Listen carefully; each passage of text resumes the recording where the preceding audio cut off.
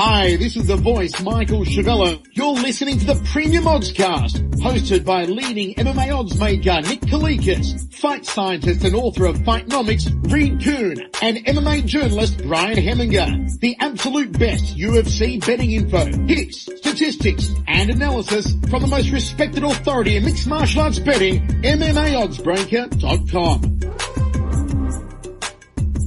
Welcome to the Premium Oddscast, presented by 5-Dime Sportsbook and Countermove, your home for fantasy MMA.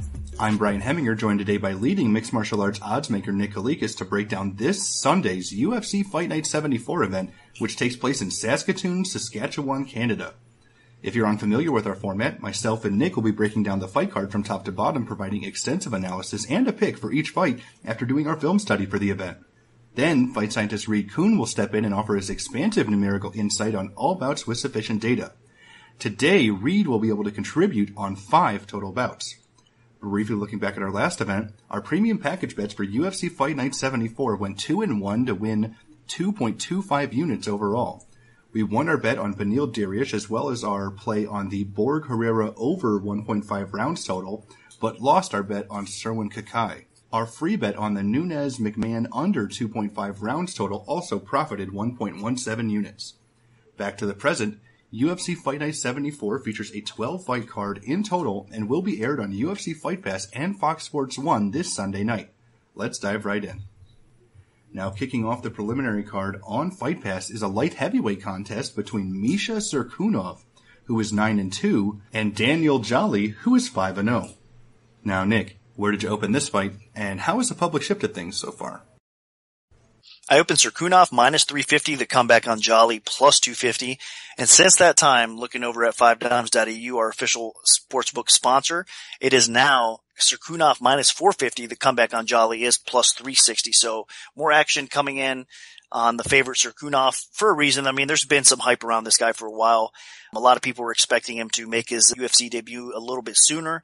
Definitely a talented prospect, a very hyped prospect for a good reason as well. I mean, Cirkunov is legit. He's a pure athlete, very strong, explosive. He has a judo and wrestling background, but he's picked up jiu-jitsu relatively well, and he's competed in actually one tournament. So he's got a good submission game to go along with that wrestling and judo background. And honestly, I mean, he's faced some solid regional level competition along the way as well. So he's got enough experience. He's getting better all the time. He's got that motivation and he's got that point to prove. He does need some work on his stand-up game overall, but he is solid in the clinch. And then once he's on the ground, he's very smooth. He's got a nice flow to his grappling, and he can be very effective with his ground and pound. And he's very aggressive with his sub game as well. So Cirkunov has a lot to like about the guy. But the question marks, in my opinion, are he's a little bit still raw on the feet, and I mean that leaves him susceptible to some punishment along the way, but he does close the gap relatively quick. And in his fight with Jolly, I think he should be okay there because Jolly is a lot of similarities, honestly, in his game as well. Jolly is taking this fight on short notice. He's replacing O'Connell. Overall, he's at 5-0. He's undefeated, so he's a solid prospect as well. I mean, both these guys at age 28 and for Cirkunov and Jolly at age 30. I guess you could still consider him prospects, especially Jolly, because he is still relatively young overall in his MMA career at only 5-0. He's faced a weak level competition overall, though, is what I'm trying to get at. And he's still very raw, but he does have that kind of game that's aggressive and a little bit wild at times. I mean, his stand-up game still needs some work as well, but he does have a ton of power, and he's also very effective in the clinch. So those are all positive attributes for him. He also does look for takedowns and works the ground as well. Now, he basically is more of your lay and pray type of guy once he gets the fight to the floor, has a little bit of submissions to go along with it. And Jolly does have a decent gas tank. So I see a lot of similarities between these two. I think that both of them have the potential on the feet to do some damage, but that's not where their strengths really are. It's the ground, and I think is where they're going to want to take this fight to. On the feet, I think that Jolly actually might have a slight advantage, but I don't think Cirkunov's going to let that happen. I think Cirkunov is going to get this fight to the floor. I mean, his takedowns are pretty legit, and once he's on the floor, I mean, he does typically, in most cases, have his way with the fighter. So I am picking Cirkunov here. I mean, the line getting around minus 450 now from 350.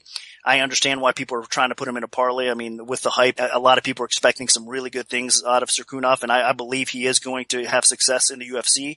I mean, it starts here. I'm not sure if there's any betting value, but at the same time, as far as pick goes, I do think it's Cirkunov's fight to win or lose, so I'm going to go with him. Yeah, these are actually both two very promising light heavyweight prospects, and finally, some guys in their 20s pretty much everybody that's anybody in the light heavyweight division right now is in their 30s. So Cirkunov and Jolly are both really solid, I think. Cirkunov is a fantastic grappler. He came from a wrestling background, a judo background. The guy was an absolute elite judo practitioner. He originally from Latvia. He came over to Canada at like 13 years old and just tore it up over there. He's an incredible athlete, very, very strong, and he's got a big frame at 6'3", 6'4" in the light heavyweight division. I mean, he's not the type of guy that's going to just debut at light heavyweight and drop down to middleweight. I don't think Daniel Jolly will either. He's not quite the athlete that Cirkunov is, but he also has a lot of power, and he's a very dangerous fighter. And coming in undefeated, I expect Jolly to come in with a lot of confidence, and he's going to go and take the fight to Cirkunov. Jolly has a decent wrestling base as well. He does get on top of fighters when the fight does drag out a bit, and he can hold top position pretty well, but he's more of a lay and pray guy. He's not a guy that does a lot of damage from top position. He more just, holds on. Cirkunov, on the other hand, is the complete opposite. When he gets on top of you, he is looking to finish the fight as quickly as possible. He has pretty heavy hands on the ground, and he is constantly transitioning to dominant positions and then giving those positions up, looking for submissions or just trying to pound you out. I mean, the guy has been ferocious, especially recently, where he has just torn through people. So Cirkunov is extremely dangerous, and I think right now he's fighting at a very high level. The only issue with Cirkunov overall, in my opinion, is the fact that when he is fighting, he is a bit limited in terms of the stand-up ability. I mean, he is capable, he has some power, but he pretty much needs to close the distance and then drag that fight to the ground. And he can take the fight to the floor with authority. I mean, his judo trips and tosses and throws are disgusting. I mean, he is so physically and athletically gifted. He should have no problem getting Jolly to the ground if he gets a hold of him. Now, in terms of pure stand-up, I expect Jolly to actually be a little bit of the better striker.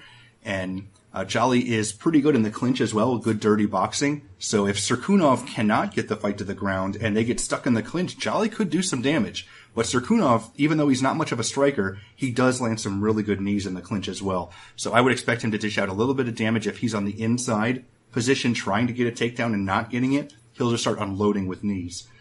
Jolly, on the other hand, he's actually a decent little bit of brawler. He has the ability to knock your block off with a head kick. He can knock you out with just pure stand-up punches. So Cirkunov has to be a little bit careful when he is in open space or when he's coming in. He can't just be reckless because Jolly will put him out if he does.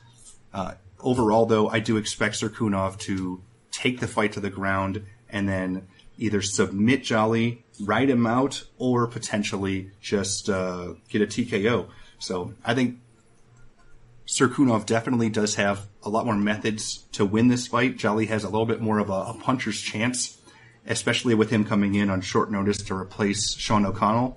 So I expect Cirkunov to not just win, but win really impressively. This guy has a very high ceiling, in my opinion, as he continues to develop his overall game. So my pick is Misha Cirkunov.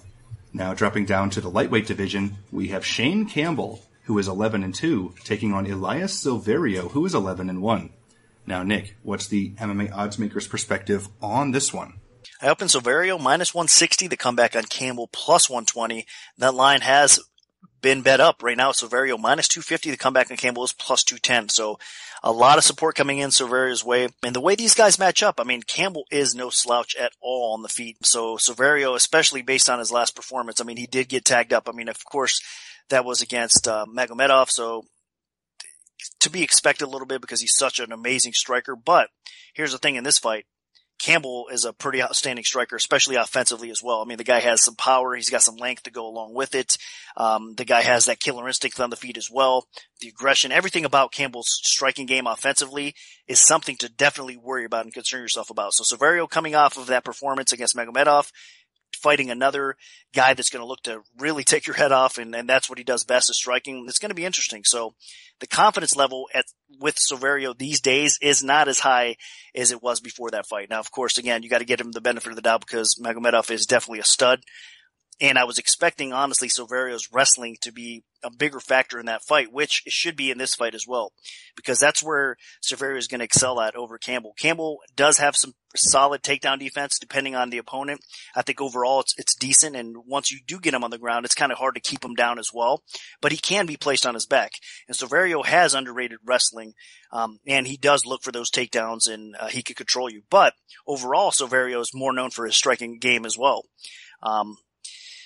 That's what makes it interesting here. If Silverio decides to stand and bang with Campbell, I think that he can have a little bit of success only because Campbell's strike defense is flawed. I was just bragging about how good his striking offense is, but the truth is that even in the Makdessi fight, Campbell was having a lot of success early on the feet, but he was getting tagged as well, and that kind of led to his downfall in that fight. So Silverio has enough power and enough striking ability on the feet that he can exploit that weakness in Campbell's striking defense if he doesn't get clipped and knocked out first. So on the feet, I am expecting a back and forth type of fight, but Campbell should get the better of it because I do think he is the more effective, the more powerful, the more capable finisher on the feet. That's where Silverio's wrestling is going to come into play, and he's going to have to take this fight to the ground, try to control Campbell, and win that route. So Silverio does have more ways to win this fight. I have to pick him as well. Silverio is the pick, but a concerned pick for sure. Yeah, this is definitely a really intriguing matchup, especially after both men's most recent performances. Campbell is a very, very seasoned Muay Thai striker, and he's going to present something that Silverio hasn't seen yet in the lightweight division. He's actually going to be a guy that's taller, that's bigger than him. Silverio still should have a very slight reach advantage, but Silverio isn't exactly the type of guy that uses his reach well. He jabs a little bit, and he does like to throw a lot of kicks, but Campbell is a much more seasoned kicker. He really tore into John Makdessi's legs in his UFC debut. He threw a lot of leg kicks, a lot of body kicks, and he's definitely capable of the head kick as well. Campbell is a very flashy and diverse striker, and if this fight just stays in the pure stand-up, barring Silverio clipping him, I would expect Campbell to win a stand-up fight. He is a very good striker. I mean, he pushes a good pace, he's accurate, he's aggressive. His only issue, as Nick mentioned, is his striking defense is a little lackluster. He leaves himself open during exchanges, and if Silverio was a good counter striker, he would be able to take advantage of that. But he's really not. That's actually what Silverio's problem was in his last fight, is he's similar to Campbell. He likes to be the aggressor. He likes to push forward, and that played right into Rashid Magomedov's counter-striking game. Magomedov really lit into him with some great counters, landed some good kicks, checked a lot of Silverio's kicks that he threw, which I expect Campbell to do as well. Even though his head strike defense isn't great, I think he should be able to avoid most of Silverio's kicks. And it's probably going to be a little bit tougher for Silverio to get his legs up there for those head kicks as well, because Campbell is about 5 inches taller than Magomedov. Now, in terms of the ground game, definitely Silverio's advantage there. He has pretty good submissions, although his wrestling is not that great. So it's going to be a big test to see whether or not Silverio can get inside on Campbell and drag him to the ground. I don't think he can just shoot from distance, as we saw in the Magomedov fight. His shot from distance looked terrible. He didn't set it up at all. He just kind of exploded from like 10 feet out, and it was the easiest stuff ever. So what Silverio needs to do is take advantage of Campbell's aggression and, duck under something during a big kick or a big striking exchange, or if Campbell puts himself off balance during some striking exchanges, they should be really easy to get a takedown as well, because Campbell even fell down a couple times against Makdessi. So I definitely could see Silverio jumping on him during one of those. Now, Campbell did have a very short training camp. He stepped in on short notice against Makdessi, so I expect him to have better conditioning and to be able to go a little bit longer in this fight. So I think with both men's chins being a bit suspect, especially because Silverio got dropped by a jab in the third round and eventually finished, Campbell does hit really hard. And if this fight stays standing for an extended period of time, I think Campbell will win by knockout. So it's all on Elias Silverio on whether or not he can drag this to the ground, use some of that wrestling he's been working on, and get the win. And I'm just not quite convinced he can. His wrestling has not looked great in the UFC. He has not fought very good competition in the UFC. And I think Shane Campbell's got something to prove, especially fighting in Canada with a full training camp behind him and how big he is. As long as he can avoid getting caught, I think he's going to be in good shape, because when he gets caught, he actually will duck down and start shooting for takedowns just to clear the cobwebs, and that is a big no-no against Silverio. Silverio could lock something up if he does that. So Campbell just has to be on guard a little bit, and I think that he can win this fight. So I'm going to pick Shane Campbell. Now, kicking off the Fox Sports 1 prelims, we have a flyweight contest between Chris Kalaitis, who is 8-2, and Chris Beal, who is 10-1. Now, Nick, where did you open this fight, and how has the public shifted things so far? I opened Beal minus 185 to come back on Kalaitis plus 145, and right now it is Beal minus 165. Kalaitis is still plus 145, so line margins tightened up a little bit, and there is two-way action coming in on this fight. Nothing significant either way. And another spot where you really can't blame people for not being all that confident in this fight, because really what it comes down to here is your typical grappler versus striker matchup. I know that these guys are both more talented than that, but that's what you're getting here. I think Beal has the significant advantage on the feet. He's got some speed. He's got some power. Kalaitis is okay, but there's definitely he's not up to the level of Beal on the feet for sure. I mean, Beal is explosive. He's a great athlete. He's been a little bit disappointing overall, I think, especially with his cardio and his performances. I mean, a lot of people were expecting, especially since he dropped down to 125, a little bit more from Beal. And his performance in his last fight against Siri was really, I mean, not really that surprising, because Siri's a very legit fighter at 125, especially in his own right. It just, I think a lot of people were expecting more from Beal, and they thought that he could legitimately make himself a contender, and he's just hasn't really lived up to that. And this fight with Kalaitis is going to be another tough one, because Kalaitis does have some pretty good underrated wrestling. His ground game is definitely his best attribute. Even if he gets put on his back, he can usually transition out of that and end up in top position. His submission game's legit. He's hard to submit. So Kalaitis will definitely have the ground advantage. It's really if he can get the fight to the floor against Beal. And Siri managed to get top position against Beal a couple times in their fight as well. So it is possible, I think, that Kalaitis gets that, but Beal is a tough guy to keep down on his back. I think he's going to probably be a little bit better at this, at 125 now that he's had a little bit more time at the weight class. I think he's going to be a little bit more motivated too, coming off of, his first official UFC loss. So there's a lot of things to like about Beal, but this is definitely going to be a tough matchup. So it's basically, again, your grappler versus striker matchup. I'm going to lean a little bit more towards the striker here in Beal, but I am expecting a very competitive matchup. And if it hits the scorecards, I think it could be a controversial type of split decision type of fight, because Kalaitis will be that game as well. So really comes down to Kalaitis using that ground skill or Beal using that stand-up advantage that he has. So I think that's really how it plays out. And I'm going to lean with Beal. So my official pick is going to be Beal, but it's another dog or pass situation. It's very difficult to lay 160, 170, 180 against Kalaitis right now, especially during this matchup, and especially what Beal has really shown us so far. So my pick is Beal, but it's a dog or pass situation. While Kalaitis is definitely not a very good striker, he is very durable. He's very tough. And I would expect him to be able to handle whatever Beal throws at him. It's just all a matter of, can he handle those strikes and create opportunities to get the fight to the canvas? Because Kalaitis looked amazing in that UFC debut. I mean, he took on a guy that's highly touted in Paddy Houlihan, and he took the fight to him on super short notice and outlasted him. He had the better conditioning of the two, and he was able to win the scrambles. He was able to get in top position. And Houlihan has gone on and continued to win after that fight. So it's not like Houlihan was completely overrated. Kalaitis just has a really overall solid ground game. Now, people might be thinking that Kalaitis' ground game isn't that impressive after his last fight against Ray Borg. But, if you watched that fight, Kalaitis actually reversed Borg in the first round. And we all know how incredible Ray Borg's ground game is. And Kalaitis actually got on top of him in the first round. It wasn't enough to win the round, but he definitely is able to win scrambles. He's very physically strong. He's a good grappler, a great scrambler, has good transitions. And against somebody that's not on Ray Borg level, I expect him to win almost every transition and scramble. And against somebody like Chris Beal, even though Beal is a very athletic guy, and he does have a bit of a wrestling background before getting into mixed martial arts, that's not something he relies on whatsoever. He actually lost most of his scrambles against Neil Siri in his last fight. Siri was actually on top of him for a longer period of time than Beal was, and Siri is not a great grappler whatsoever. I mean, he showed that in his last fight against Luis Smolka.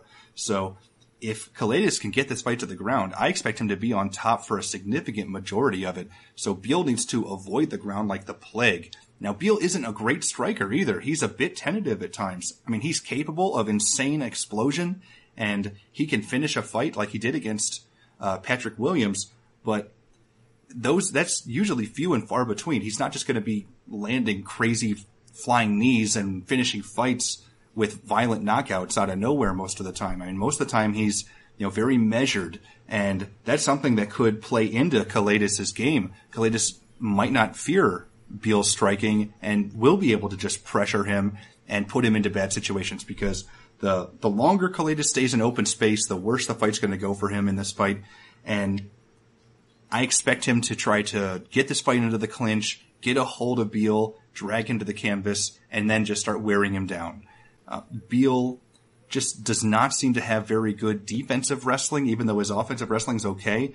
And he is not great when he is on the ground, especially on his back. So I actually think that this is Kaleidos' fight to lose. He's fighting in his native Canada. He's going to have the crowd behind him. And Beal is a bit overrated, in my opinion. And I think if Neil Seery can beat him, then I think Kaleidos can beat him too. It's just all a matter of whether or not he can get that fight to the ground, and I think he can. So I'm going to side with Chris Kaleidos here. Now moving all the way up to the light heavyweight division, we have Marcos Rogerio de Lima, who is 13-3-1, taking on Nikita Krylov, who is 18-4. Now, Nick, what's the MMA oddsmaker's perspective on this one? I opened De Lima minus 150, the comeback on Krylov plus 110, and right now it's De Lima minus 145, the comeback on Krylov is plus 125. A little bit of early action coming in on Krylov, and now we're getting some late action back towards Lima. So this is going to be another one that the sportsbooks, I think, get a lot of two-way action on. I mean, to be honest with you, both of these guys have been relatively impressive. I know it's crazy. I mean, a lot of people aren't really big supporters out there of Krylov, but the guy has been putting in work, and the guy has actually developed a decent overall game. I mean, he's more well known for his striking attack, I think.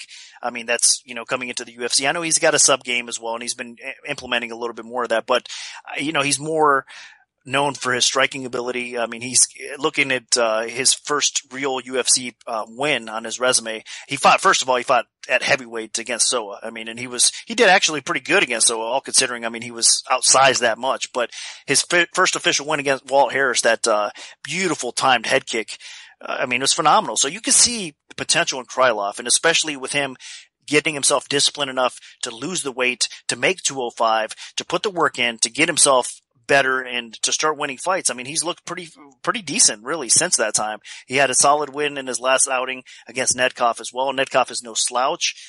So there's a lot of good things to like about Krylov coming into this fight, but he's fighting a very devastating, powerful striker that's also got a lot of momentum coming into this fight as well in De Lima. De Lima has always been well known for his punching power. I mean, the guy has most of his wins by knockout for a reason. I mean, he's the type of fighter, especially around the 205 weight class, that he just touches you and you crumble. I mean, look at his knockouts recently against Igor, against Moya, in the Ultimate Fighter finale as well. I mean, he was able to dispose of both of those guys under the first couple minutes. I mean, that's how good and devastating his knockout power is. And if you look at it, he has good accuracy with it. I think he's got a little bit better striking defense than Krylov does as well. So I really think this is going to come down to this fight will probably play out with whoever lands the more significant blow first is going to probably win this fight. And I think the more damage will be caused by De Lima. Looking at Krylov, he did get tagged a little bit, even against a fighter like Cody Donovan. I mean, he was able to have a little bit of success against Krylov on the feet. That doesn't really fare well against a guy like De Lima. I think De Lima has that devastating knockout power where if Krylov does get tagged a little bit, leaves enough space, is vulnerable enough. I mean, De Lima will probably put him out there, rock him, and just finish him. So I could see this fight ending either way. I mean, that's why you're seeing the line be competitive. I could see Krylov go out there and just land something fast, powerful on De Lima and put him out as well. I could see Krylov maybe taking De Lima's back and winning by submission as well. But I do give the slight edge to De Lima actually on the floor. I think he's, again, a little bit more powerful. I think he's going to probably be in top position if the fight goes on the ground, and he has some decent ground and pound. And he also has a little bit of subs to go along with it. So this fight can realistically play out so many different ways, but I think it really comes down to De Lima's power over Krylov. So I think De Lima is going to end up finishing Krylov probably in round 1. So that's going to be my official pick. And I am looking forward to this fight. We're going to find out if the improvements Nikita Krylov has shown are for real against De Lima. Lima is a guy that was a pretty hyped prospect back in the day when he was first signed by Strikeforce, and he kind of flamed out there, didn't look very good against Mike Kyle, picked up a loss, went back to the regional scene, and then looked pretty good on the regional scene, and then got brought in through the Ultimate Fighter Brazil, and since then he's looked terrific. Lima is a very, very dangerous guy with a lot of power on the feet. He's a big physical fighter, very, very strong as well. And against Krylov will have a little bit of height on him, but he's not that much of an athlete. I don't expect Krylov to be the quicker guy. I definitely don't expect him to be the more technical striker. Honestly, Krylov is pretty sloppy. Even after 5 UFC fights now, he's still making a lot of mistakes, and he's not training at an elite gym most of the time. And when Krylov is in there, I mean, Joe Rogan has a field day with some of the mistakes he's making, whether he's turning the wrong way when he's going for a gator roll or just all kinds of little things. And Krylov he does have some power. I mean, he's set up all 3 of his UFC wins so far with his striking. He basically knocked Walt Harris down with the head kick and finished him on the ground. He finished Cody Donovan with the ground and pound at the end of the first round. And then that submission that he had of Netkov was set up by rocking him on the feet. Netkov shot in for a desperation takedown, left his neck exposed, and then Krylov eventually locked in a guillotine choke. So Krylov still is a very dangerous striker. He has power. So Lima will have to be on guard. He can't just be reckless out there. But that's something that Krylov kind of is. He will push forward. He doesn't really defend very well. So if Lima is composed on the feet, I expect him to crack Krylov and hurt him. Krylov does not have a great chin, but what Krylov does have going for him is he's only 23 years old. He's still got a lot of time to develop and continue to improve his overall game and potentially become a guy that could become a threat in the light heavyweight division. I don't think he's there yet. I think at this point in both of their careers, Lima is the more dangerous, more overall well-rounded fighter. And while Krylov has showcased a little bit of better improvement on the ground as well, I think De Lima is definitely the better ground fighter. He showcased some pretty good submission skills on the Ultimate Fighter, and he's from Brazil, so he's training his jiu-jitsu.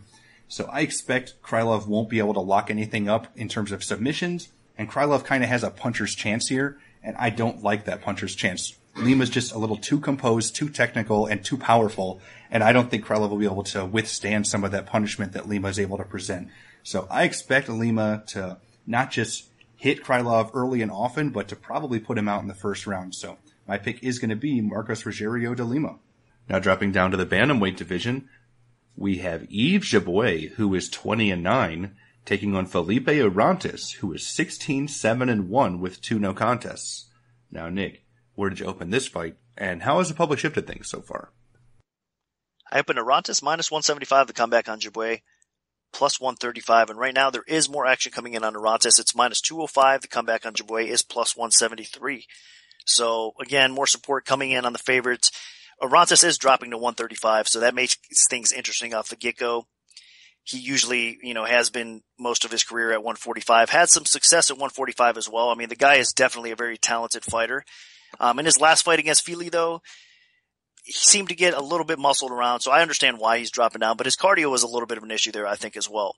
But in this matchup against Jaboué, it's definitely an entertaining fight. I mean, both these guys like to stand and bang. That's what they basically excel at, but they're both well-rounded enough that they do look for takedowns. They get the fight to the floor when they have to. Their takedown defense overall is pretty decent as well.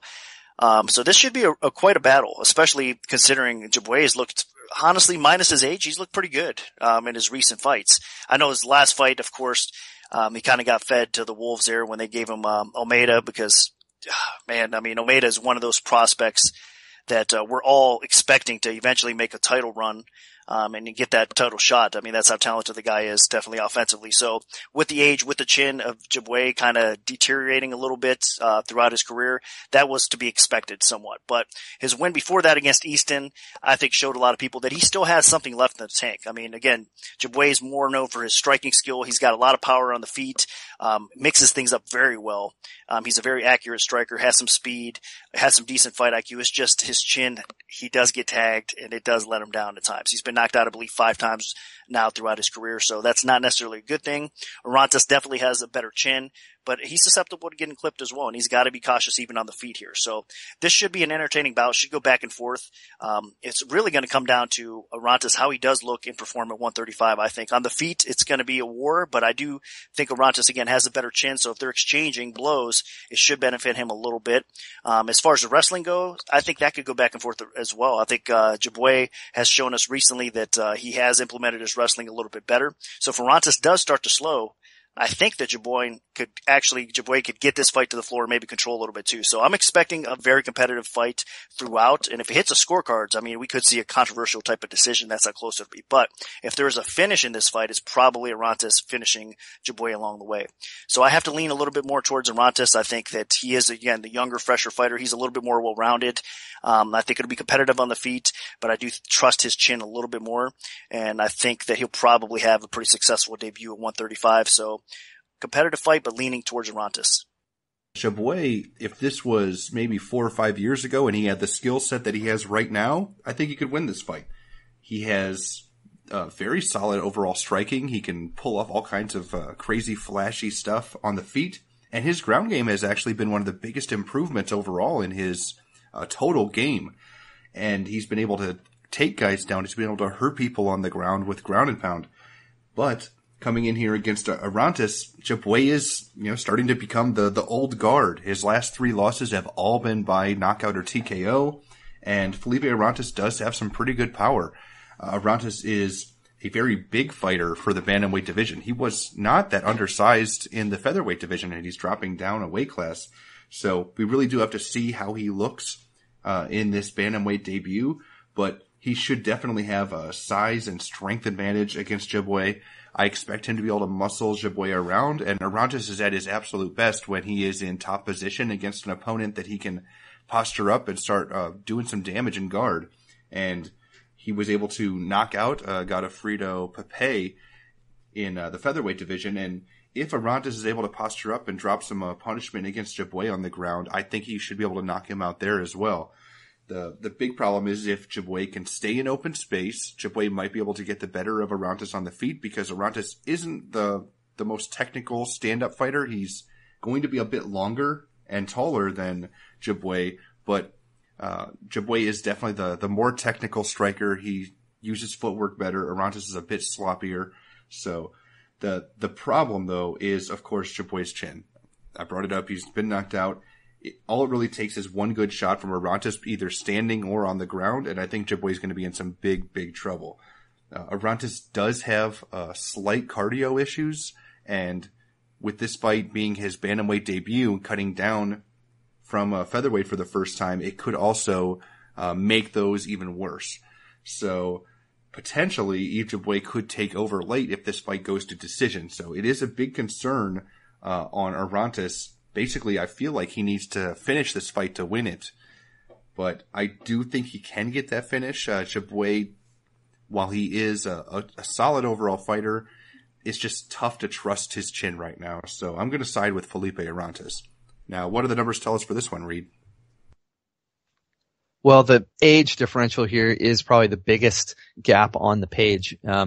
We have seen Jaboué get knocked out several times. He's been dropped 3 times. His chin rating is a little bit below average for that division. So that combined with the age means he is definitely at risk. He's an aggressive striker. He works at a high pace and he tends to outwork his opponents. So if he's not getting knocked out, he's, pulling off some close decisions. And he is technical. But Orantes is going to be much more durable, and he does have a range advantage dropping a weight class here. He was maybe average for his division at featherweight. He's going to be a big bantamweight, and Jaboué is actually a small bantamweight. So Orantes is going to be the longer guy, and that could work to his advantage, even though he is kind of a counter striker. He tends to lag back a little bit, and he has a very good jab in terms of accuracy. So that might sway the stand-up. Jaboué maybe pushing the pace a little bit more, but Orantes is more dangerous to connect with something. So the stand-up is kind of a wash, but because of the age thing and the knockouts, that is a big, big risk factor. On the ground, neither one of them have attempted a lot of takedowns, and their success rates are good, but they're just not trying it a lot. So it's kind of a wash. Jaboué has very good takedown defense, better than Orantes.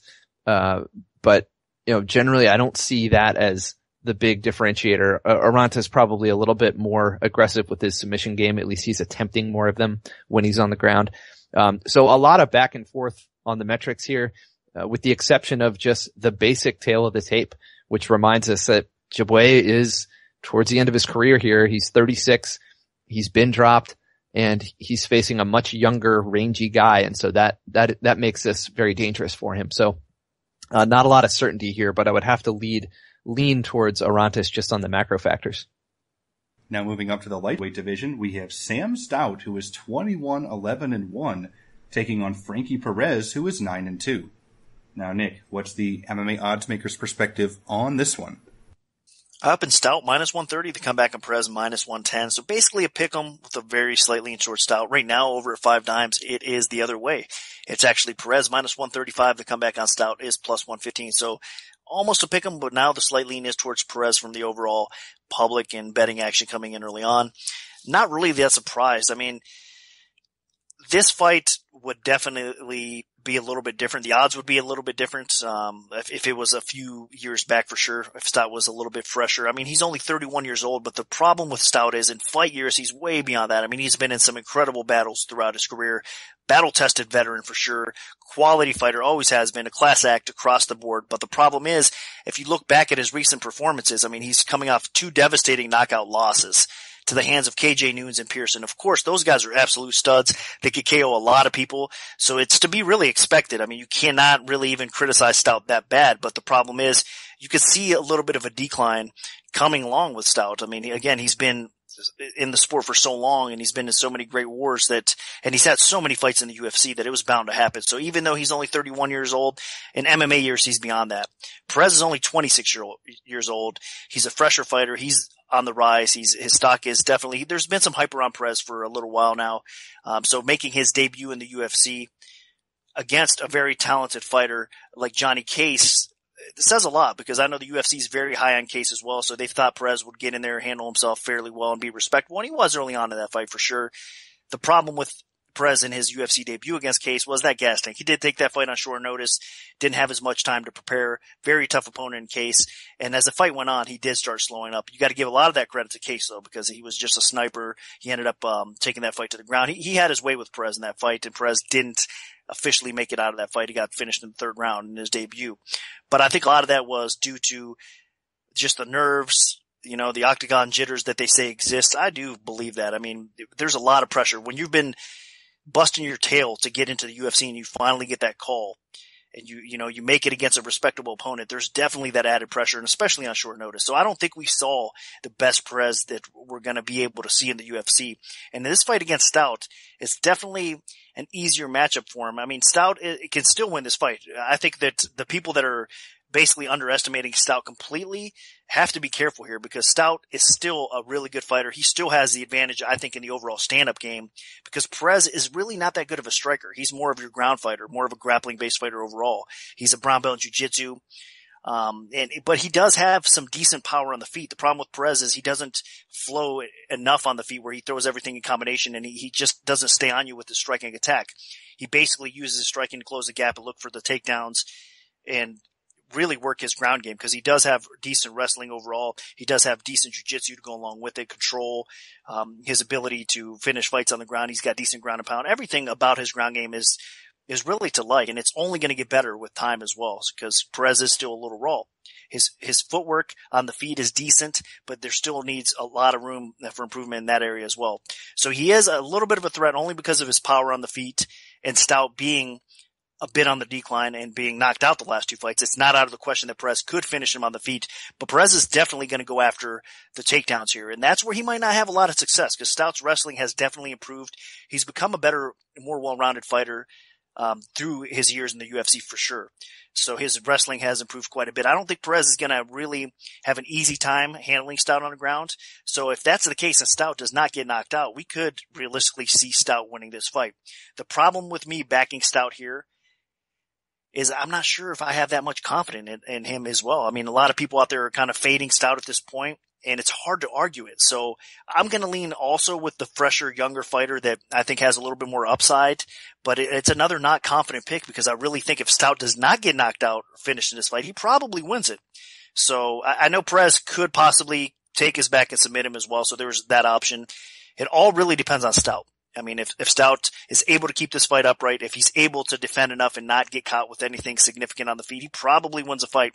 But all that being said, I still got to lean with Perez because I do think I trust him a little bit more, and I expect him to show up just a little bit better than he did in his UFC debut, and the improvements along the way will probably be enough to maybe squeak by this fight or maybe even possibly finish Stout. So my official pick is going to be Perez. Yeah, this is definitely a make-or-break type of fight for Sam Stout. They've kind of reduced him to the gatekeeper of the UFC role, where maybe Frankie Perez doesn't belong in the octagon if he can't beat Sam Stout. And that's kind of sad, but every fighter kind of goes through that phase once they've been through a very long career. And Sam Stout, he's still a solid veteran. He's been in there against some really good fighters in his career, but it's starting to catch up to him. He was a guy that could take a lot of punishment and dish it out, and he's now been knocked out really hard in his last two losses. So Stout definitely has to be very careful in this fight. Even though Frankie Perez is not a huge knockout threat, he still throws some pretty big bombs when he's fighting, and if one of those clips Stout, I would not be shocked to see Stout go down. Perez is definitely more of a grappler, more of a wrestler, but he is really working on his striking. He's not very fluid with it yet, but he does a decent job of closing the distance with some big bombs to help him get inside, and then that's where he can work some of those trip takedowns. Basically, he just wants to get a hold of you along the fence and then just try to drag you to the ground. He does have a little bit of the regular power double leg type of stuff, but more often than not, he just wants to clinch and then see what he can do from there. Now, Sam Stout, he has a decent jab, and he's actually been working on adding the wrestling to his game as well. It's something that he's needed to do because he can't just stand and trade bombs with people anymore. So maybe he can do that against Frankie Perez, but he still needs to be cautious. And I don't think he should actually be looking to do a lot of the wrestling here because I expect Frankie Perez to win most of the wrestling exchanges. Now, Stout has pulled out some pretty big surprises in his grappling at times. He's not a guy that usually gets dominated on the canvas or controlled very easily, so Perez is going to have his hands full for this whole fight. The main thing is Perez is younger, he's taken significantly less punishment in his career, and while he didn't look great in his UFC debut, he was taking the fight on extremely short notice against basically a better version of Sam Stout in Johnny Case. And while Perez wasn't able to get enough going and eventually was beaten the third round, I don't think he's going to have that same adrenaline dump against Sam Stout. Stout will be motivated in Canada, but he's fought in Canada recently and it didn't end up so well for him. So I don't think that that's going to make too much of a difference. And more often than not, I expect Frankie Perez to get that wrestling going, to be the aggressor on the feet in terms of pressuring Stout against the fence. And I think Frankie Perez can do enough here to probably win a decision. So he's going to be my pick. I think the prospect picks one up. Now, kicking off the main card on Fox Sports 1, we have a women's strawweight contest between Marina Moroz, who is 6-0, and Valerie Letourneau, who is 6-3. Now, Nick, where did you open this fight, and how has the public shifted things so far? I opened Moroz minus 170, the comeback on Letourneau plus 130, and right now it's Moroz minus 180, the comeback on Letourneau is plus 158. So a little bit more action coming in on Moroz. I mean, let's face it, her stock has risen dramatically after her impressive and dominant UFC win over Calderwood. There's no doubt about it, because before that, I mean, she was like a 5-1 underdog in that spot, first of all. So now she's almost a 2-1 favorite over a very solid fighter in Letourneau. And Moroz is legit. I mean, from what we've seen, I know her competition level overall, I mean, outside of the UFC, has been relatively weak. She hasn't really been tested, but that performance against Calderwood was definitely, I mean, just superb. If she went out there, she's more well-known. Moroz, obviously, for those of you guys that are listening to podcasts, I'm sure most of you guys know, she's more well-known for her submission game. I mean, the girl is outstanding on the ground, very dangerous, but she actually showed some decent striking in her fight against Calderwood that set the submission up. So that's the outstanding thing about Moroz. And then having the confidence to actually call out the champion right after your UFC debut, after that impressive performance. I mean, this girl is definitely, her confidence is on another level. So she believes that she can run through the entire division, and you got to respect that. So Moroz is a very capable, very dangerous fighter.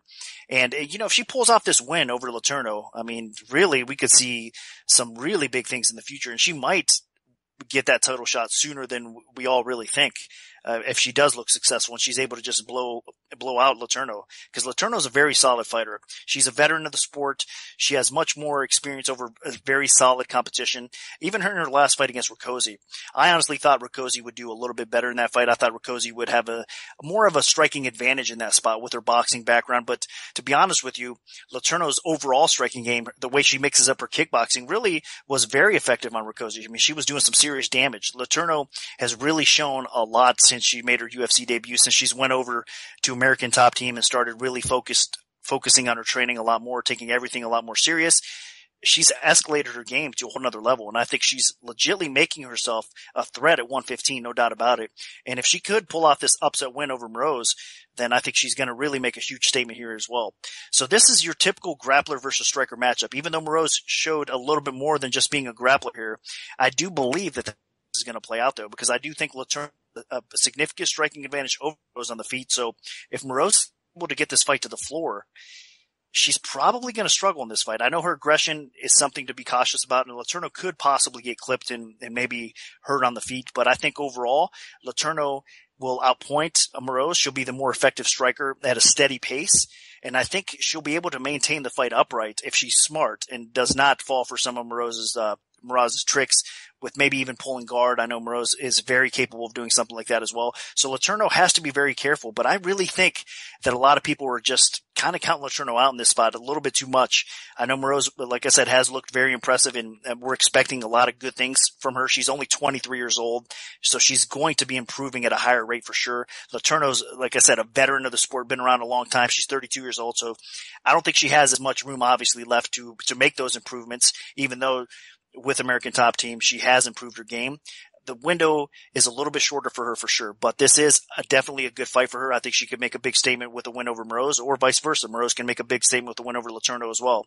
So this is another awesome fight and a big step forward for the winner of this fight. I think it's going to honestly be Letourneau. I'm not quite sold on Moroz yet. I think that she does have the potential, and she does have the ability to possibly live up to the hype that we're all expecting this amazing finisher to actually continue to win and dominate fights. So that is possible. If she goes out there and does that, I'll be sold. I mean, this will definitely prove me wrong, I guess, if I'm wrong in this spot against Letourneau. But I really think you have to go with the more steady, the more accomplished fighter at this point, the more proven fighter. And I think that's Letourneau. Letourneau does not get submitted. She probably wins this fight. So I am going to go with the underdog here. A tough one to pick because, again, I want to believe in the hype of Moroz as well, but not yet. Not yet. So prove me wrong, and then I'll be a believer here. But my pick is going to be Letourneau. Maybe it was just the sight of seeing Moroz just completely dominate Joanne Calderwood, but I fell for the hype, hook, line, and sinker. I'm all aboard the Marina Moroz hype train, and I think she's going to do really good in this fight. Letourneau is a tough out. I'll give her that. And she has only ever been defeated by some pretty elite fighters. I mean, Sarah Kaufman, Alexis Davis, Claudia Gadelha, and then on the Ultimate Fighter trying to get into the house, she lost to Roxanne Modafferi. So, some solid veterans. So I'm not going to give her too much slack for that. Now, Moroz, I didn't expect much out of her. I thought that she was a bit limited. She was too dependent on the armbar. She didn't have enough striking, even though she did come from the Ukrainian boxing background.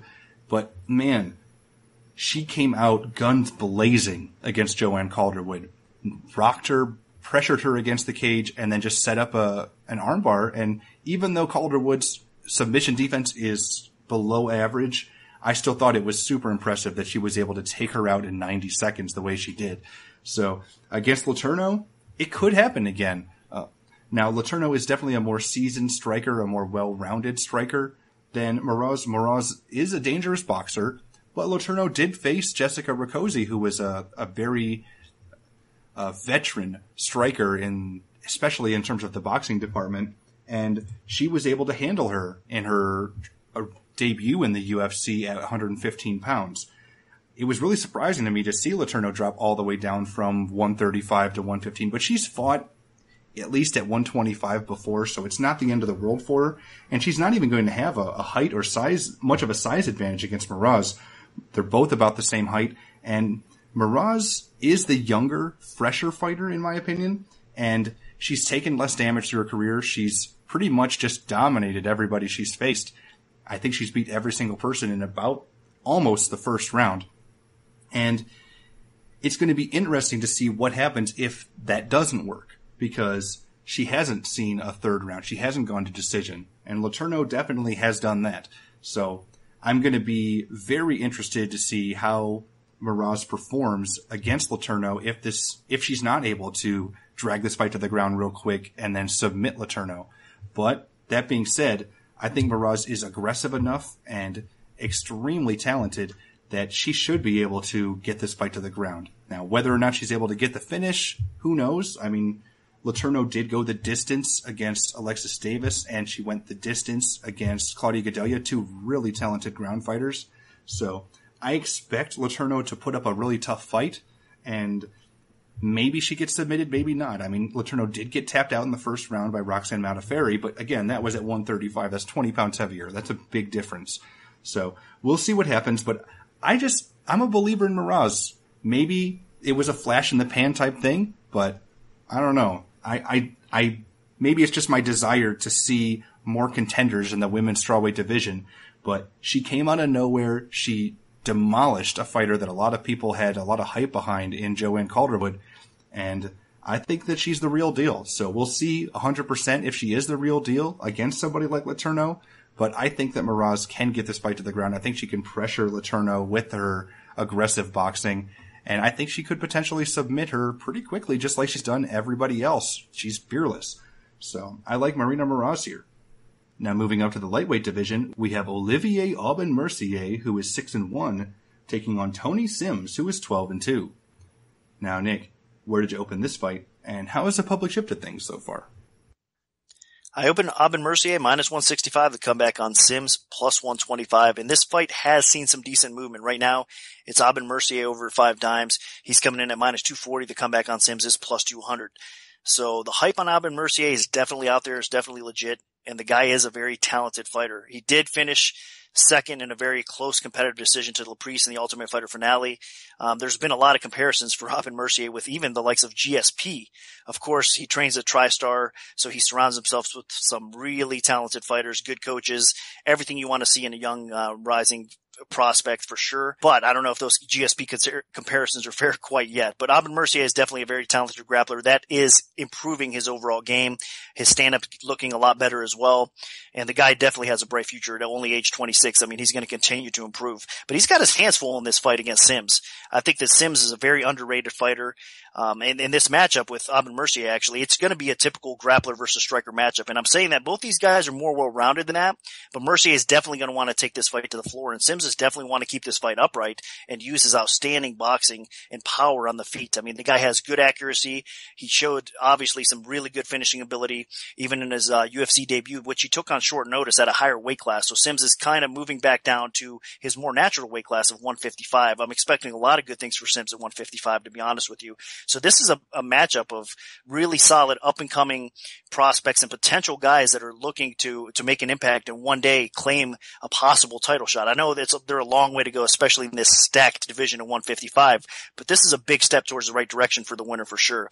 And I think a lot of people are going to respect the winner of this fight a lot more obviously than the loser. So this is a big fight for both guys, and this is great matchmaking. And I'm saying that grappler versus striker matchup because it is going to really, again, come down to that. I think Sims has decent wrestling, underrated wrestling. He's going to be able to probably keep this fight upright. And if he does, I'm expecting him to do enough damage on the feet where he could possibly even finish Mercier. I know Mercier is a pretty tough guy. He's been rocked before in fights, and he's managed to rebound nicely and end up finishing fights strong and winning those fights. So you got to give Mercier a lot of credit for that. But I still don't think he's really at the level of Sims right now, especially on the feet. And I think Sims could probably hang with Mercier on the ground more than Mercier can hang with Sims on the feet, if that makes sense. So this is a tough fight, because both of these fighters are going to try to utilize their strengths, and it's going to be who can get away with it that wins this fight more than likely. So I'm going to actually pick Sims because I do think he's going to be able to sprawl, brawl, and do some damage on the feet against Mercier. I just don't think Mercier is going to be quite ready for what Sims has to offer on the feet yet. He is still developing his striking game, and he is improving that for sure, but I just don't think he's going to be ready for a guy like Sims. So Sims, on the other hand, if he does get taken down, he might run into some problems because Mercier does have a legit submission game, no doubt about that. But I still think that it's probably going to be Sims' fight to win or lose, so I'm going to pick him. Tony Sims made his UFC debut on super short notice, about a week, and he fought at welterweight against a guy that was significantly bigger than him in Steve Montgomery. And while Sims did get caught by a knee and rocked in that fight, he was very composed under pressure. And when Montgomery came in for the finish, Sims actually found his range and then blasted him and knocked him out. All in all, the fight only lasted about 2.5 minutes, and Sims was able to pick up a very impressive win over a very tough and very big welterweight in his UFC debut. So with that short notice debut out of the way, Sims is actually taking another fight on short notice, although this time it's not nearly as much short notice. He's got a pretty good training camp, and he is actually dropping back down to his more natural 155 pounds. Now, Olivier Aubin-Mercier is no joke. The guy is an exceptional athlete, a terrific wrestler, has a very good ground game, and when he's on top, he can be very smothering. He can really wear people down. Now, the thing that Tony Sims has going for him is he does have a really good wrestling background. He doesn't use the wrestling a ton, but primarily he uses it in reverse to keep fights standing because he has a lot of confidence in his striking. Now, Sims isn't the most explosive athlete, but he does pack a lot of power, and he's a very good, composed, technical striker, has some good, pure boxing. And I think he's going to present some serious issues for Aubin-Mercier if Mercier cannot drag him to the ground and keep him there. And with Sims's background in wrestling, with the fact that Sims trains in elevation, I expect him to come in great shape and ready to stuff takedowns. He's probably going to have a low stance and then just try to punish Mercier every time he shoots in. So this fight is going to be a war of attrition. It's going to be Aubin-Mercier's takedowns against Tony Sims' striking and his takedown defense. And if Aubin-Mercier can't drag this to the ground, I think he's going to be in some serious trouble. You got to remember, Aubin-Mercier's UFC debut was the Ultimate Fighter finale fight against Chad Laprise, and Laprise was able to avoid most of the ground game and was able to outwork Mercier on the feet. It was a close fight, but still, he got outworked and he got beat. And I think Tony Sims is just as dangerous as Laprise and just as well-rounded, except what he presents is he is more powerful, so he has a lot more finishing ability. So I think Tony Sims is a serious threat to Aubin-Mercier here. I think a lot of people are underestimating him, and I think that he can stop those takedowns. And while Aubin-Mercier has improved on the feet, I hope it doesn't give him a false sense of confidence, because I do not think he can hang with Tony Sims in pure stand-up. So as long as Sims can keep this fight upright, I think he can win it. Now, sticking with the lightweight division, we have Chad Laprise, who is 11-0, taking on Francisco Trinaldo, who is 17-4. Now, Nick, where did you open this fight, and how has the public shifted things so far? I opened Laprise minus 190. The comeback on Trinaldo is plus 150. And right now there has been some significant action coming on Laprise. He's minus 335. The comeback on Trinaldo is plus 275. Not really that surprised. I mean, Laprise does have some popularity. He's obviously an Ultimate Fighter winner as well. A lot of hype from the show, and deservingly so. I mean, the guy definitely is a very skilled talented striker on the feet, but he's put together a well-rounded game as well. I mean, his wrestling's coming into play now as well. Trains with a good camp. So he's got a lot of good things going about him. And of course, he's a little bit younger than Trinaldo. He's got the youth edge as well. So a lot of things to like about Laprise. He pushes a very high pace overall. He's got very effective striking. He's got decent fight IQ as well. But he's facing, I think, one of the toughest tests to date for him, because Trinaldo is one of those savvy vets at this point. I mean, he's 36 years old.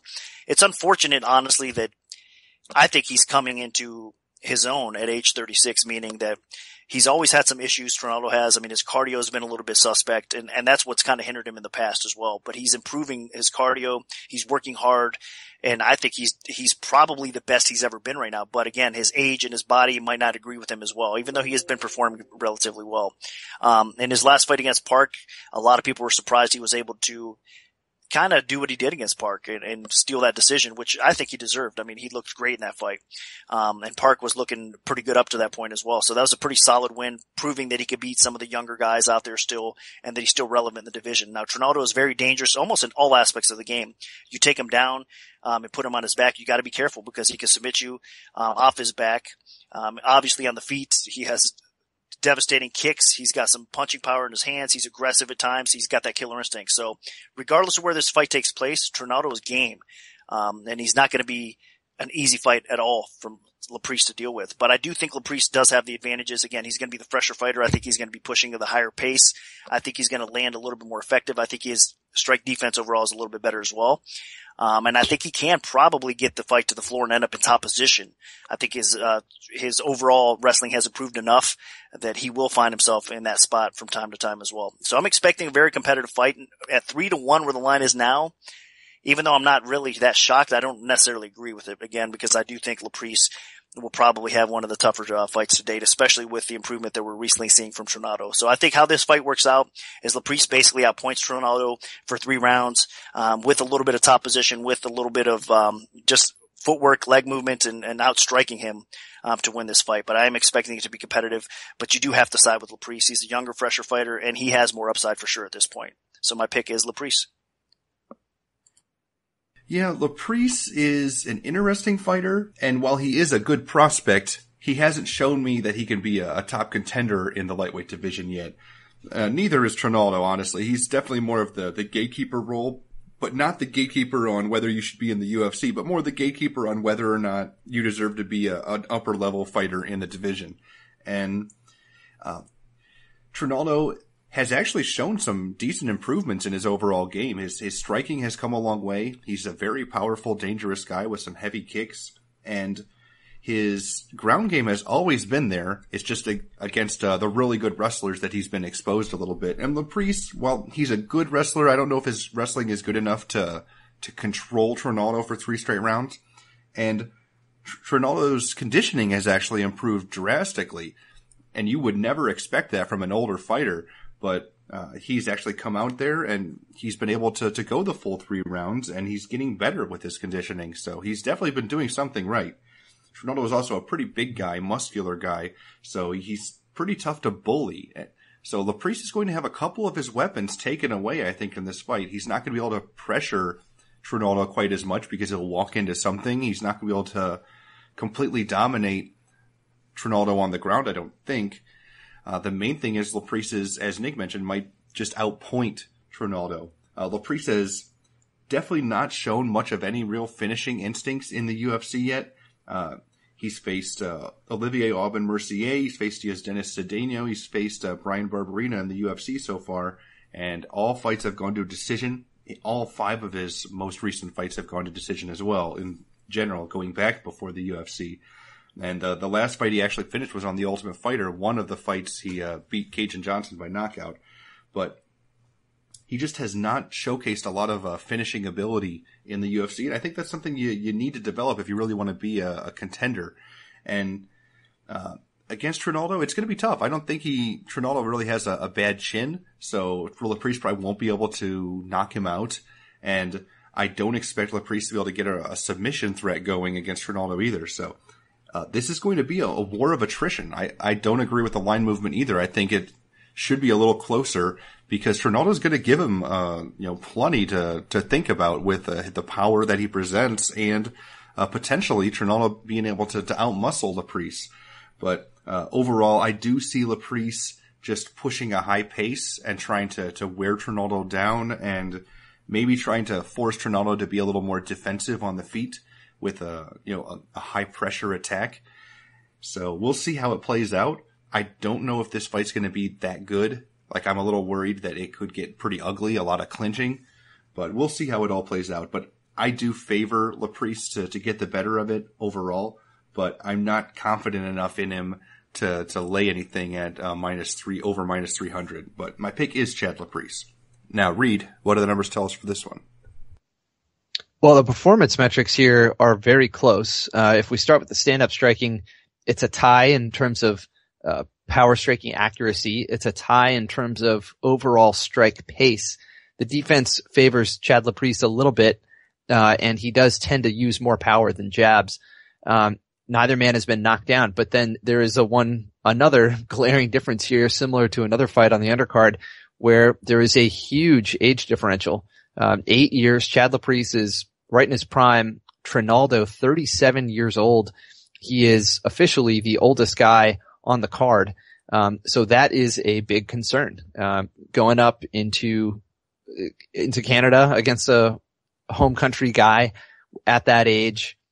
He hasn't really, I think, shown off any of his true skills. He has a decent record, and he's grinded out some opponents recently, but maybe the Norman Park fight was probably his highest level opponent that he actually defeated. Mike Chiesa, of course, beat him, and so did Gleason Tebow.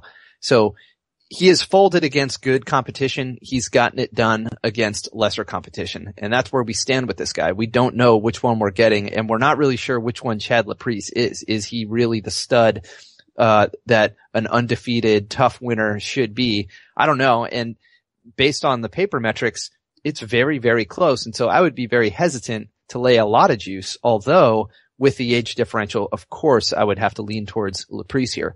So this is another fight that I think we're going to learn a lot about who these two guys really are, who gets through this one. I lean towards Laprise, but who knows? At some point he might get exposed by a more experienced fighter, a better well-rounded fighter. I don't know if Trinaldo is that guy. So I'm more watching this one to learn about these two guys. All right, excellent. Thanks, Reed.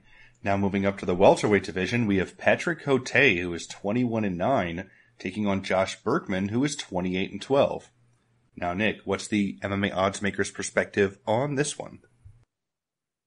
I opened Berkman minus 150, the comeback on Cote plus 110. And right now, looking at the line over at 5 dimes, it is Berkman minus 135. The comeback on Cote is plus 115. So line margins basically tightened up a little bit.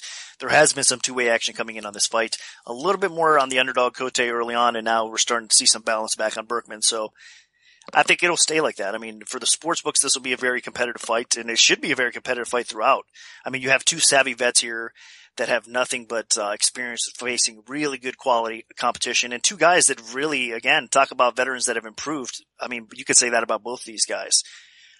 Again, you have Cote at age 35, Berkman at age 34, so the better years of their careers definitely behind them. How they match up with each other here, Cote should have a little bit of a striker's advantage, obviously. I mean, he's a little bit more technical on the feet. I think he's got better cardio. He's definitely been putting in the work, and he's improved his wrestling. I mean, that used to be his biggest downfall. I think it was Cote getting put on his back, controlled a little bit, and possibly submitted as well. He's worked very hard to improve on that, and now his wrestling, even offensively, kind of works for him. I mean, he's been able to take guys down, get in top position, land some decent ground and pound, and that's actually helped him win fights recently, which is a bit of a surprise. So credit to Cote for getting to that point where he's improved so much that it's really showed. Now, in his fight against Berkman, though, a lot of those advantages I think are going to go out the window. Berkman's another one of these guys that, since his first stint in the UFC has really progressed, and I think he showed that kind of hunger needed to come back and make himself a better fighter and then make a return to the UFC and basically prove a point. Now, things haven't really worked out as well as he liked, obviously, because they've honestly haven't done him many favors. I mean, who they matched Berkman up with upon his return to the UFC, of course. I mean, coming in and facing a guy like Hector Lombard, Berkman was able to withstand what a lot of people have not with Lombard. And he actually did better in that fight than many people really anticipated. And then his last fight against Kim, it was a bit of a letdown because I think Berkman could have honestly performed a little bit better. But his fight IQ was actually at question in that fight. I think the way he went about, trying to grapple and grind out a grinder. So that wasn't smart. But in this matchup with Cote, he's not going to have to really deal with that as much. I think he is going to have the wrestling advantage in this fight. Even though Cote might shoot for some takedowns, and if Berkman does gas, because his cardio is a little bit suspect, so thankfully for him, it is a 3-round fight. But I think the wrestling will go back and forth, but Berkman does still have that advantage. The submission game has to go to Berkman as well. I mean, he's got a sick guillotine choke. He's more than capable of finishing guys by sub. Now, defensively on the ground, though, there is some question marks with Berkman as well, but I don't think Cote is that type of offensive grappler that's going to really cause him too many problems, so he should be safe in that aspect. And then as far as on the feet goes, I mean, Cote is more technical, but Berkman does throw some power. He's fast. He's got that knockout power that he just touches you, and you could definitely feel it go down. And Cote has been getting rocked. I mean, he's always had a pretty solid chin, but recently in his fights, you could tell he's been affected by some punching power. So Berkman has punching power. I think he should have the wrestling advantage in this fight as well, and he's got the submission edge. So if this fight does hit the scorecards, I'm sure it will be a very competitive back and forth type of fight, but I think Berkman should edge it out a little bit. If this fight ends inside, honestly, more times than not, I think it's Berkman maybe catching Cote with one of those bombs on the feet or possibly submission as well. So I think more signs are pointing towards Berkman winning this fight, and I have to side with him. So my official pick is going to be Berkman defeating Patrick Cote. It's tough to get a read on this fight just because of how poorly Josh Berkman performed. I mean, in his UFC debut, he went toe-to-toe with Hector Lombard and gave him a run for his money. I mean, it was a good performance overall for the first couple rounds. And then he just completely crapped the bed against Dong Hyun Kim in his next fight, a fight where he had a clear striking edge and he just kept initiating ground battles and ended up getting submitted. I mean, that was a fight that he had an opportunity to win multiple times and just gave it away. So it'll be very interesting to see which Josh Berkman shows up. You know, the one that had the confidence to stand and bang with Hector Lombard, or the one that didn't have the confidence to stand with Dong Hyun Kim and felt like he needed to try to out-wrestle a really high-level ground fighter. So if Berkman is able to push and get in Cote's face, I think he can potentially knock him out. I mean, Cote has shown an iron chin throughout his career, but that has started to get cracked a little bit over time. I mean, Alessio Sakara had him in big trouble. But again, Patrick Cote did go the distance with Stephen Thompson, and that guy is a more dangerous striker than Berkman, at least in terms of all around. So there's a lot of things to consider there, but I think Berkman does have some really good power on the feet. Berkman has the more dangerous submission game between the two of them, and I think the wrestling is a bit of a wash. Berkman has a pretty solid overall wrestling, but Cote has shown improved wrestling over his most recent fights, most notably in the coaches matchup. He really brought out a lot of the wrestling against Kyle Noak and was able to out-grapple him. That was a big shocker. So Cote is still a very dangerous fighter. He has a lot of power, but Josh Berkman is super durable. So I'm really not too worried about Cote knocking Berkman out. So if anybody's getting knocked out in this fight, I think it is Cote. If anybody's getting submitted in this fight, I think it is Cote. But Cote could still win a decision here. If Berkman comes in with a poor fight IQ and just ignores his game plan again, then Cote could connect with him on the feet, pressure him. Cote could get some takedowns and get on top of him, and Berkman could just sit there trying to pull off submissions from his back and just not try to fight smart. So that is a big concern right now, fight IQ, if Berkman just is distracted or something mentally isn't there. So overall, though, I think skill for skill, Josh Berkman is the better fighter at this point in time. I mean, he's still the same guy that tore through the World Series of Fighting, but again, he's also the same guy that, looked really rough when he had the title on the line in the World Series of Fighting, and Steve Carl was able to just out-grapple him and beat him up. So conditioning, I favor Patrick Cote as well. So I'm picking Josh Berkman. I'm not crazy confident about it because of all the mitigating factors, but he should skill for skill be the better fighter here. So I got to go with Josh Berkman. Now, Reed, what do the numbers tell us for this one? Well, I agree with you guys. There is some volatility here. Both guys being 35. They've bounced around. They're trying to make another run in the UFC, and they seem to be on slightly different trajectories. And Berkman looked great and then came back into the UFC and has not won a fight. Cote actually has gotten through some interesting wins. But I also agree with Brian here. I think if someone is more vulnerable with their chin at this age, it's probably Patrick Cote. Berkman took Lombard's shots, survived, and it wasn't just Lombard, it was Lombard juiced up. Cote, even when he was able to survive the distance, has been dinged up. I mean, Stephen Thompson really did hurt him on multiple occasions, and somehow he got through, but that is not something that you bounce back from easily, and at this age, certainly not.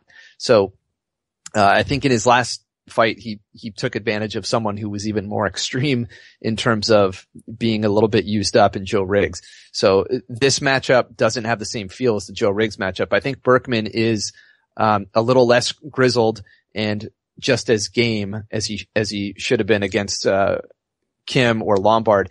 If anybody's going to take it to the ground, it's probably Berkman. He likes to attempt takedowns. His submission game is going to be more aggressive than Cote's. Cote's takedown defense is below average, actually. So Berkman does have a chance to put this on the mat and try to own it there. But standing up, it's a close matchup.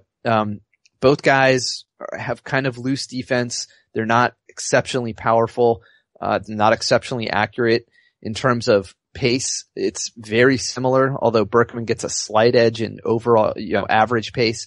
But Cote maybe a slight edge in power.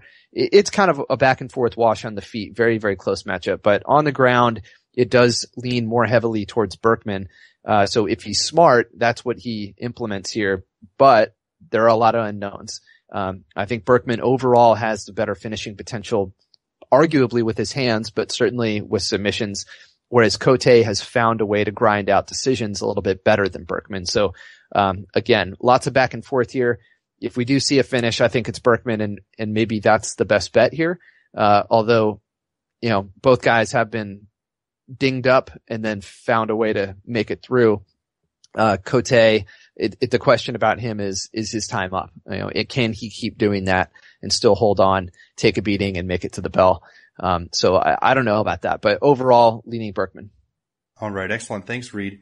Now sticking with the welterweight division in the co-main event of the evening, we have Neil Magny, who is 15-5, taking on Eric Silva, who is 18-5 with one no contest. Now, Nick, where did you open this fight, and how has the public shifted things so far? I opened Silva minus 150 to come back on Magny, plus 110, and right now looking over at the line of dimes, it is minus 170 for Silva. Magny is plus 150. A little bit more action coming in Silva's way.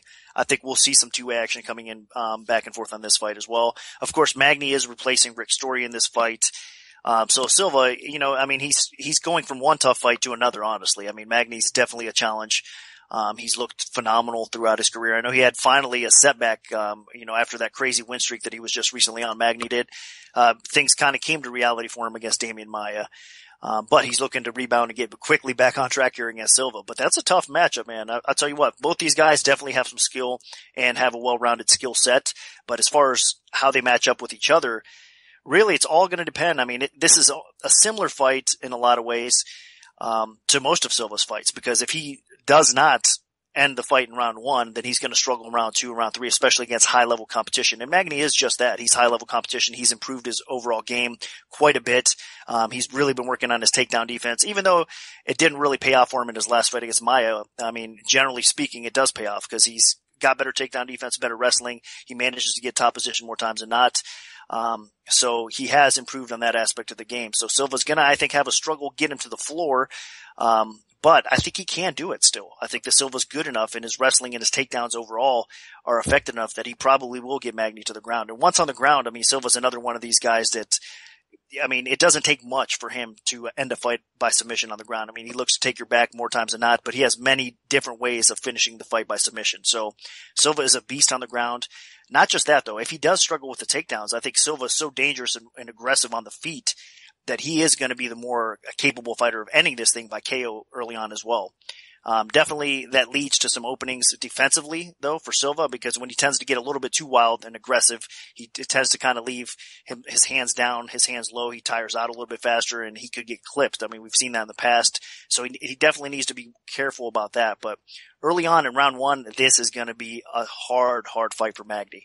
But thing that makes this very interesting is obviously, again, as I said earlier, if Magny does make it out of round one, round two and round three are going to be a different story. I think we could see Magny start taking over. I think he's going to probably be able to be the more effective guy on the feet. He's going to probably be able to stuff some takedowns early on as well in round two and round three, and then maybe turn the tide. And I think that Magny probably gets a late finish if he does not get finished himself early on.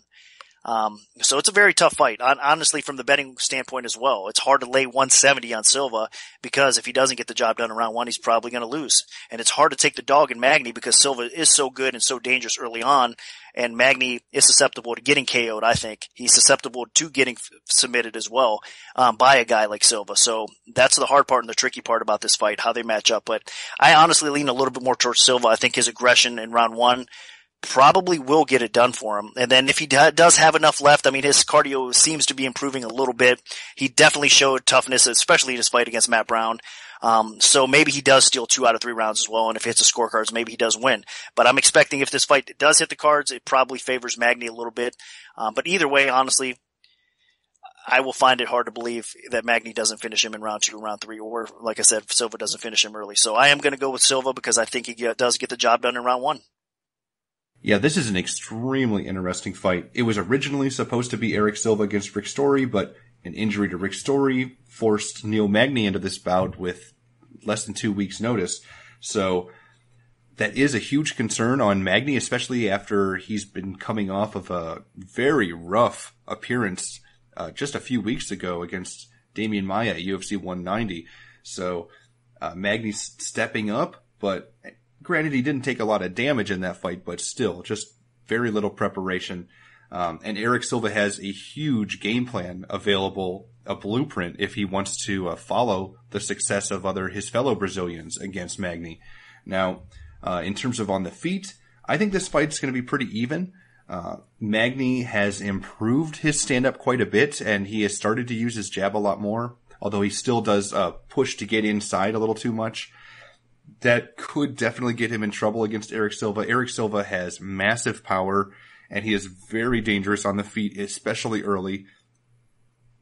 And as we've seen, Neil Magny has been knocked out in the past by Mike Ricci. He's been rocked in fights. He got dropped by Hyung-Ju Lim, but held on and then was able to use his wrestling to win. And against Eric Silva, I don't think he wants to use his wrestling, at least not right away.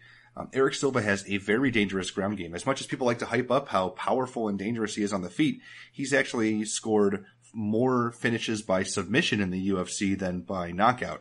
So with Neil Magny, his biggest weakness has been the ground game. I mean, Sergio Moraes and Damian Maia now have both completely dominated him on the ground with their high-level Brazilian Jiu-Jitsu. And Eric Silva's no slouch on the ground. He's not, Damian Maia level, but he is very aggressive and opportunistic. So if he can get on top of Neil Magny, if he can hurt him first and then jump on him for a submission, he could definitely pull it off. Or if he just really pushes for the submission, he could do it as well. So it would not shock me one bit to see Eric Silva get this. The problem is any fighter in the UFC that has ever made it outside the first round against Eric Silva has beat him every single time. So if Neil Magny is able to hang on, he was able to make it into the second round against Damian Maia before getting submitted.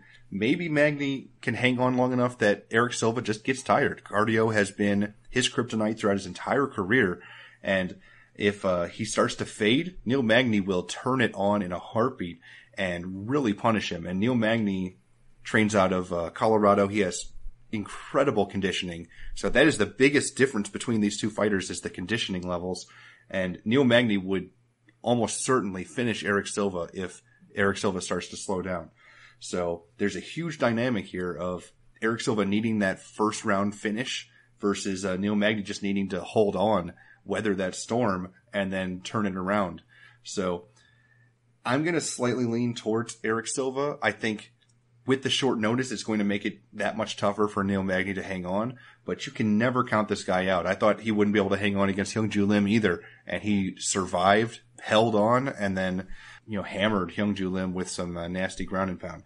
So that could happen again this time around. So I'm favoring Eric Silva, but I'm very cautious with recommending anybody betting on him. Now, Reed, what do the numbers tell us for this one?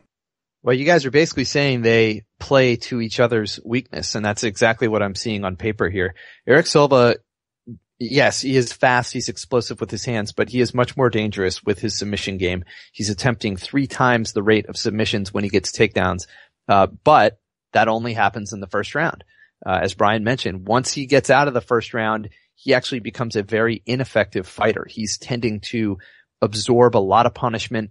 And Neil Magny is a grinder. He's this huge guy. He operates at a very high pace on his feet, and he is just more effective in landing damage and not absorbing it. So, this really does, both these guys, their recipe for success matches perfectly with the other guy's weakness. And the question is, which one will get the fight where they need it? So Eric Silva obviously has to land early takedowns. The problem is that he actually isn't great at that. He attempts a slightly below average rate, and he lands them only at average success, whereas Neil Magny has above average takedown defense, and he has certainly faced plenty of them. So while he isn't attempting a lot of submissions and necessarily owning people on the mat, his defensive wrestling does seem to be decent, and his conditioning should be pretty good because he trains at altitude. So there are some back and forth here, obviously stylistic matchup. Eric Silva, first round submission.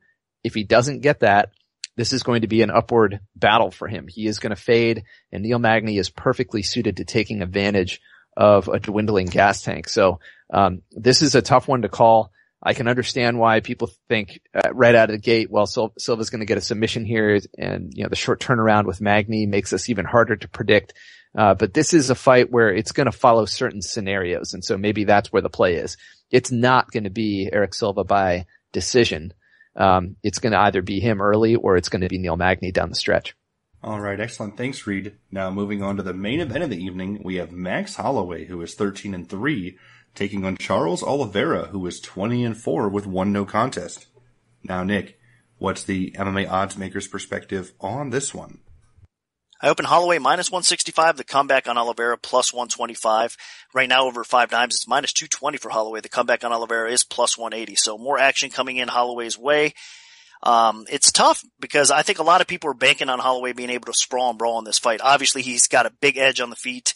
The guy's a very good striker. He's proven that time and time again. He's really doing a good job climbing up the ladder, getting better, in all aspects of the game for sure. I mean, his ground game, he doesn't really take fights to the ground. That's not his style. I mean, he doesn't look for takedowns, and I don't think he's going to look for takedowns in this fight, obviously, either. So he looks to basically stuff takedowns and outpoint you on the feet, if not finish you on the feet. I mean, Holloway does have a little bit of power, but it's not that crazy amount of knockout power in the feet either. So he's definitely effective enough though, and with his combinations and his fight IQ and his accuracy, that he could definitely do damage. And that's why he's been getting these wins. His cardio's great. A lot of good things to like about Holloway. So the guy is a pure stud, but styles make fights, and this fight is going to be a very difficult fight, I think, especially if it does hit the ground. I mean, for Holloway, life is going to be possibly miserable. Oliveira is an absolute beast on the ground. I think offensively, he's one of the best submission fighters in the UFC period out of any weight class. Again, I'm saying offensively because defensively on the ground, he does tend to make some mistakes from time to time. I think with his aggressive submission attempts, I mean, look at that fight against Jim Miller. He ended up getting caught. I know he probably underestimated Jim Miller's game at that point, and it was a different weight class as well, and we all know what kind of stud Miller is on the ground. But that being said, still offensively, I mean, Oliveira, once he gets around your neck, you're in some serious trouble. I mean, the guy he can submit you off his back. He can submit you, obviously, even standing up. There's just multiple ways that this guy can get the job done by sub. Not to mention that on the feet, he's not bad. I mean, he does have a little bit of power. I think he's getting a little bit more confident on the feet as well. So he's a very well-rounded fighter. So I think if this fight plays out on the feet, it'll be competitive, but you do definitely have to give the edge to Holloway standing, no doubt about it. Now, if the fight hits the ground, though, there's a bigger discrepancy on the ground for sure. I mean, Oliveira, I think, will have his way with Holloway. I mean, he'll get position relatively quick. I mean, catch his back, he'll catch a limb, something. And once he does get what he wants, I mean, Oliveira finishes relatively quickly. So Holloway is going to need to keep this fight upright to win, and I don't know if he's going to be able to do that for 5 rounds. It's going to be tough. He does have some advantages in this fight. Obviously, again, I said the cardio, and he knows what to expect with Oliveira wanting to take this fight to the ground, but is he going to be able to do that? I mean, Oliveira's even sneaky enough that at times he does pull guard. I mean, if he has to get the fight to the floor that way and maybe look for transitions and reversals and to get top position that way, he will. So it's going to be a very interesting and tough fight, I think, for Holloway. And Oliveira both. I mean, this is a great matchup for guys that are trying to get that, make a claim for a possible future title shot as well. So it's a tough one to pick. I'm going to go against the grain, though. I think most people out there are picking Holloway because they think he is going to be able to stuff the takedowns and have success on the feet. I'm going to go the other way. I think Oliveira is going to be able to eventually get this fight to the floor. If you look in the past, I mean, Holloway has been defeated by fighters that have looked to take him to the ground and have had some success on the ground. I mean, he's been submitted in the past, of course, as well.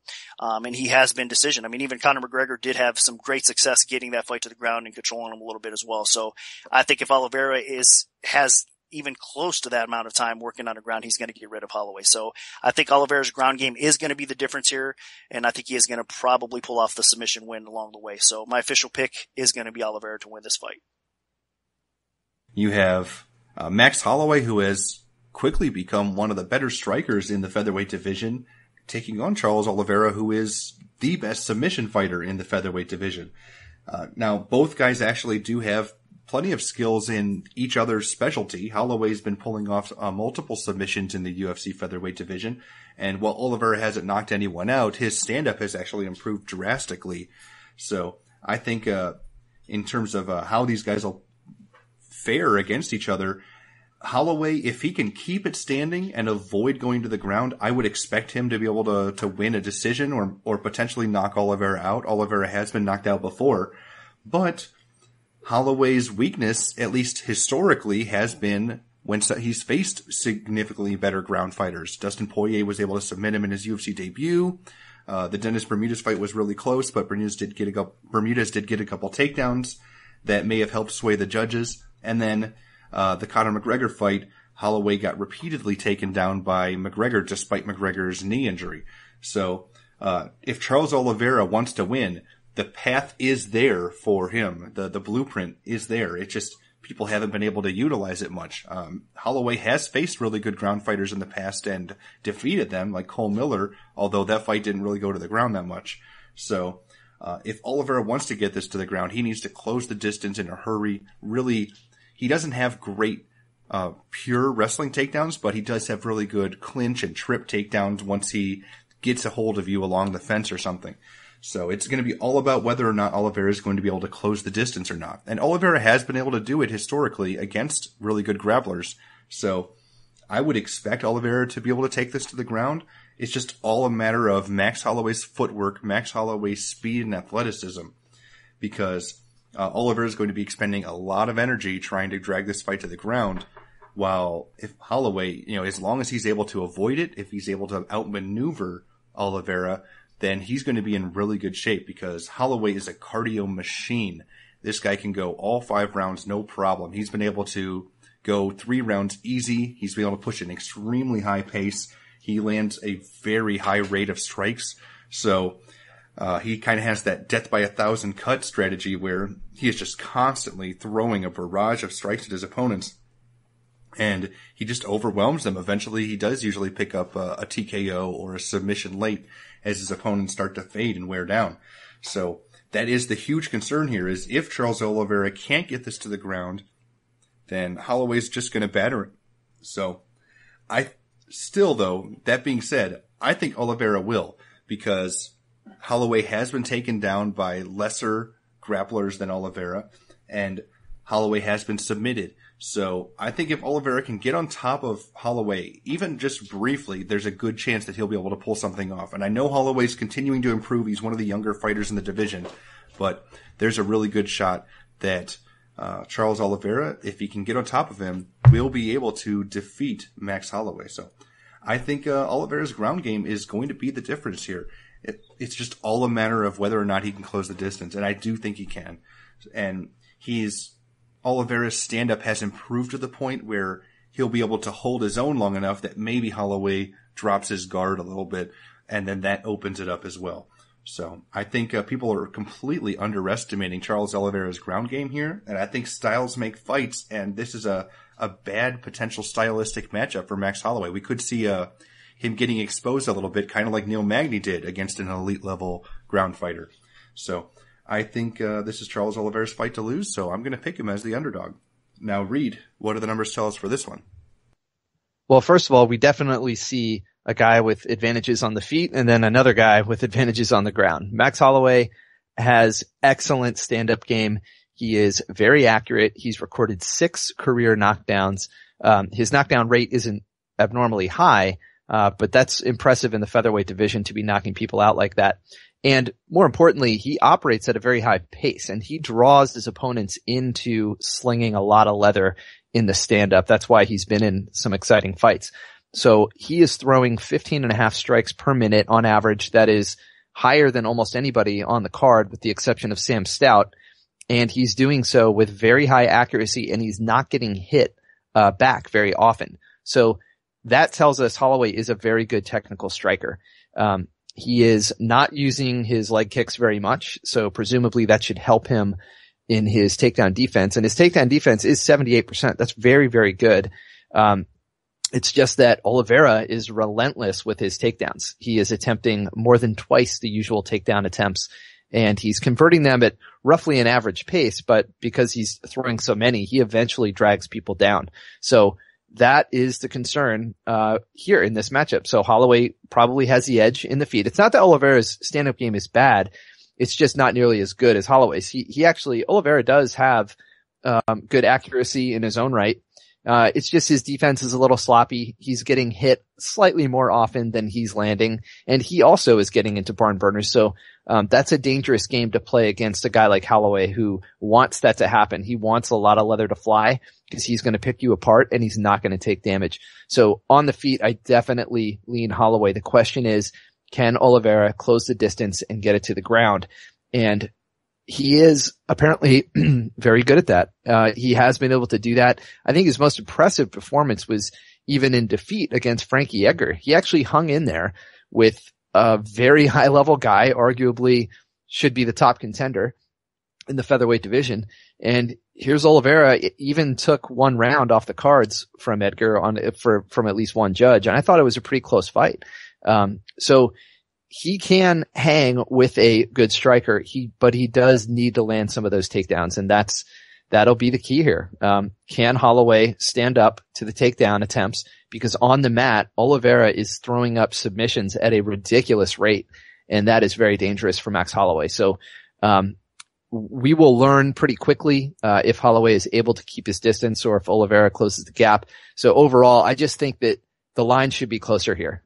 This is not a gimme for Holloway just because he does have such good hands. He is definitely vulnerable. We haven't really seen him tested against a submission ace like this, and this will be a very interesting test. So I think the line should be closer. If anything, there's value on the dog, but mostly I just think that this is a tight matchup, and one of these guys is probably going to be a contender down the road. So this is going to be a fun fight, and probably more than likely the fight of the night. So that'll do it for our full event breakdown for UFC Fight Night 74. Part 2 of the Premium Oddscast featuring our premium bets will be out this Saturday night following the weigh-ins, so stay tuned for that if you're an MMA Oddsbreaker premium member. Also, if you'd like to become a premium member, just go to MMAOddsbreaker.com and you can sign up in the top right corner of our homepage for either Nick's or Mike James premium bets. If we have a free play to give out, make sure to follow at MMAOB Premium on Twitter because that's where we'll post them first. We can also notify you of our free bets via email alert if you prefer that method. Just send an email to picks@MMAOddsbreaker.com and we'll add you to our free bet mailing list. Also, feel free to like our Premium Oddscast Facebook page. We post articles, show announcements, and plenty of other information there, so you can stay up to date on everything from us if you're interested. Special thanks to our sponsors, 5 Dimes and Countermove. Good luck, everyone, and hopefully the betting gods are on your side this weekend.